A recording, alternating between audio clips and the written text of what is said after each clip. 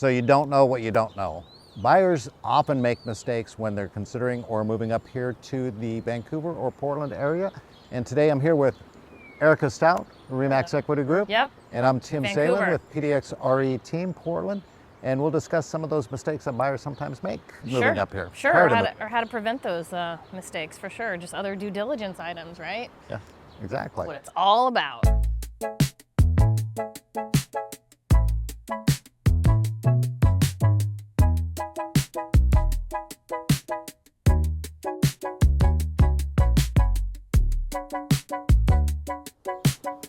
I want to ask, what is the biggest aha from a client that you've ever experienced moving up here?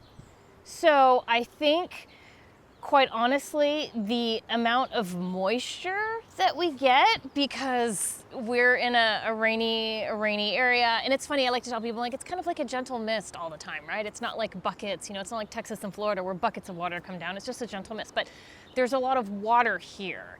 And so I think that the wet season can be a really good time to buy a home, because you're going to know if there's water intrusion issues, right? So you're going to see if there's roof leaks. You're going to see if there's water in the crawl. You're going to see if you need a French drain. All of these things you have to consider when living here. And this is from out of area, right? Which, we get a lot of people coming here for all of the growth and how it's a great place to live and all those things. So looking at water and understanding how to potentially mitigate for it, and just the maintenance, right? It's like roofs. We have to take care of our roofs. We have to, pressure wash mold and mildew off the siding. We have to, take care of drainage. Those are things that I see people, that are from out of the area that are surprised about, for sure. Do you have one client in particular, one story that's... Oh, I have so many. One time, some buyers, we were buying a house. We had gotten through inspection and we were doing our final walkthrough. So this was like as we were going to sign closing papers. And I'm like, oh, let's check the crawl space, just to make sure that there's not anything, funny going on, right? We're looking for roof leaks, etc. Let's look in the crawl space. So opened up the hatch and there's a foot of standing water in the crawl space. So they did not go to their signing, and they actually didn't close on the house for a bunch of other reasons. The property was a flip and they didn't think that it had maybe been managed properly. But what had happened was there was a sump pump in the crawl space that didn't come up on the inspection, which is another thing. Like, why didn't the home inspector see that there was a sump pump? But that is an issue that could have been corrected. Like, if there weren't other red flags with the property, we would have, probably moved forward. But that's one example. You're right. That can easily be resolved. And up here in the Pacific Northwest, we do have a lot of water, yes, high water table. Yes, we do. Coming through here. Clay soil up in these parts too. I don't know if what your soil is like. And it's different from each part of town. Yep. But one thing that I'm glad that you brought up, the flips. So people who are looking for flips. Yeah. Again, you fall in love with the house because they, put so much lipstick on this thing. Yes. They have the new paint, the new walls, the new roof, but they may not take care of the crawl space. Correct. We don't know what See they it all the covered up. time. Yep. In both Oregon and Washington, we have property disclosure law. Yes. Now, when you're a flipper, they have not lived in the home, so their property disclosures may be more NA or exempt from it. Right. So one caution that I do want to make to people is if you're falling in love with a flip and you're buying a flip, we want to make sure that we have probably the most extensive inspections, maybe 2 or 3 different inspectors coming in to check that house out. Because again, those people who are selling it may not divulge everything in it. Sure. I think that's one of the biggest ahas too for me. Yeah. It's very similar. Yeah. Is I had a client came up here from California. They bought a house without an agent. Oh, I could go have on an and inspection. on, but that's not this point of this. No, they didn't have an inspection. Carry on. And then when we went to sell it, they used me. Yeah. And they didn't realize there was 2 feet of water in the crawl space. They just had no idea. Because they didn't have the inspection. Yeah. So and how we often found does one out go in a crawl space on their own? Yeah. Exactly. Not usually. So what they did, what we found out though, because it was right next to this pond type area, is there was a 20-foot hydrangea root growing in the, it's not the regular drain, but the rain drain system. Yes. And it was backing up, so the yard was soggy, but it was also backing up into the house. So $16,000 later, they had that fixed. So I think that's one of the biggest surprises that I've seen is people who are coming up here potentially not using an agent, especially nowadays where people are a little bit more hesitant about it. Yep. Not using an agent, not getting the right inspections, or just thinking that they know it all. Buying things cash, overpaying for it, and coming up with issues later on. Oh, and if you like this type of content and want to hear the latest insights, tips, and tours to help you make the best real estate decisions, make sure you subscribe.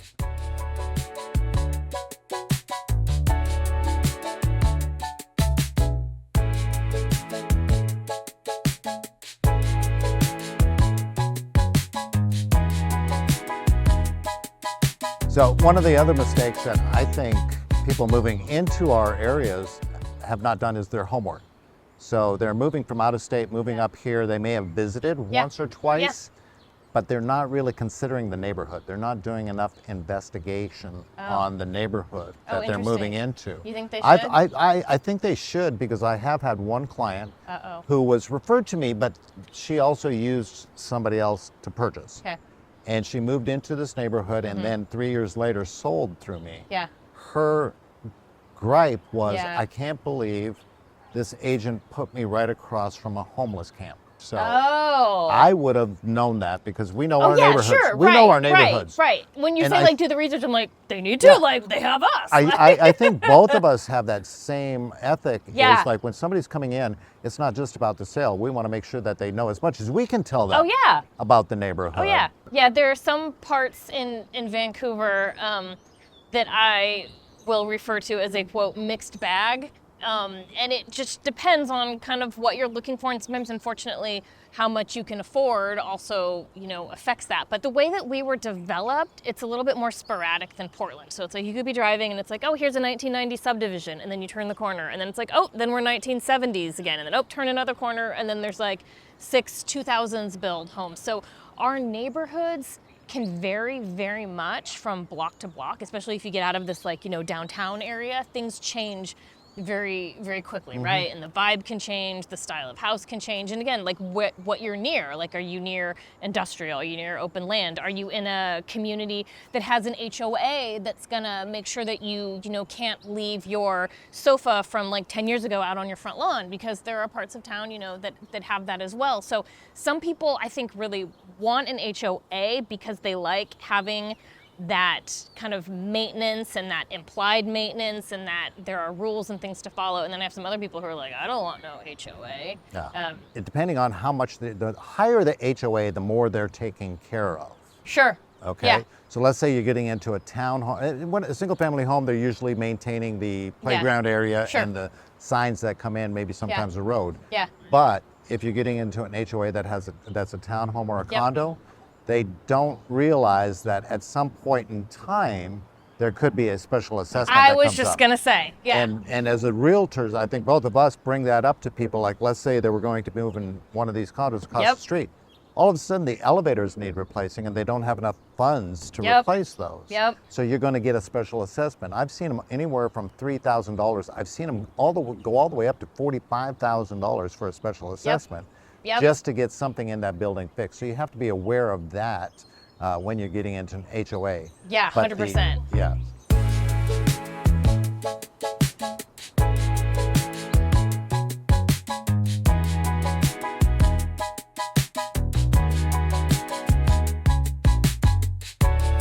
I do want to bring up another mistake by a lot of people, and that's Zillow. And estimates. So earlier you were talking about neighborhoods, especially here in Vancouver. I think it's potentially a little bit more common up here than it is down there, where it does change from street to street. Yes, it does. From block to block, or from 10 blocks to 10 blocks. So Zillow tends to, and I think some realtors do this too, they just go within a half a mile radius. Right. Instead of looking at the neighborhood specifics and saying, this is the value of your home based on what I see here. Remember Zillow, Remax.com, any of those sites are going to be doing 3 millisecond instantaneous, this is the value of your home. Correct, yeah. Number one, they've never been inside. Right. But I have, for example, a neighborhood, it's called the Broadmoor neighborhood in Raleigh Hills area where I live, which is only probably 4 blocks by 4 blocks. Sure. That those houses, just to be in Broadmoor, are going to be at, 2,000 square feet, they're going to be $1 million plus, where anything else around it is going to be 600,000. Yeah, sure. And So so do you like, have- yeah, no. Zillow is just pulling a radius. It doesn't know the inside of your home. It doesn't know the conditions. It doesn't know if you've done upgrades. It doesn't know all of the things. And I found that if I look at a Zestimate before I list a property and it's at what price, one price, right? Like, and I don't care what it is, because to me it's not accurate, right? I have to care only because the seller potentially has already like Zestimated their home, right? But it's one price, and then I go to list it, and then wow, magically the Zestimate comes, it matches within a day to match whatever. Once it's listed. Once it's listed. So, it's just pulling data for data's sake, and so many people rely on those as a form of like what they think They do, home and they do, and as it and could again, be. I think that's a issue, a mistake that both buyers and sellers make. Sure. Buyers moving up to here because they're going to do, oh, well, Zillow says it's worth this, and this is what I want to offer. Right. Or when the sellers do the same thing, well, Zillow says it's worth this, and again, they're on the outskirts of that nice neighborhood, and it's really not. So it's sometimes that conversation has to be had, and if we bring our homework in right, if we bring the stats, the facts in correctly to either the buyer or the seller, because you're doing CMAs, you're doing a comparative market analysis to some degree for buyers also 100%. when they make an offer 100%. on a house. So. Yep.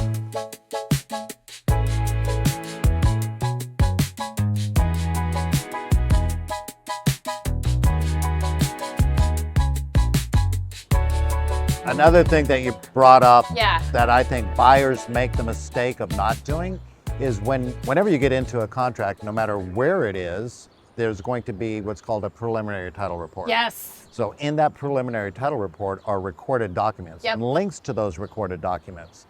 Now, again, we review those for things that could affect the saleability of that property or resellability of that property, and that's going to be easements. Correct. That's going to be any other shared septics or wells or things like that. Yes, they get the title Don't do. report, and the documents are, like you're saying, they're hyperlinked. So it's not like pages and pages of attachments. It's like, exceptions as indicated on blah, blah, blah, CC&Rs as recorded document, blah, blah, and there's a hyperlink to it. I click through every single one of those just so that I'm aware, and if after the client reads through them, if they have any questions that I can, attempt to answer. Sometimes these questions that come up are more applicable for a title officer. So I had one come up recently in a transaction that I'm on where there were mineral rights on the subdivision, and this is the first time I've come across this, back to like when the railroads owned the property, back in 1904. So mineral rights on one, and I had to let my clients know, like, hey, there's mineral rights on here. Like, I doubt they're gonna, act on they're gonna them. come and dig. Right, right. But it's Don't know of any gold veins or oil coming through here. Right.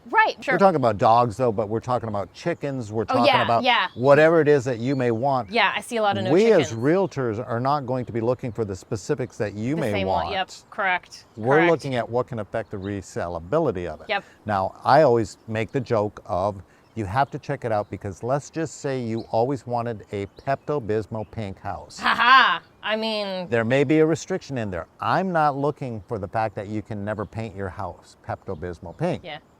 You need to be looking for that as a buyer.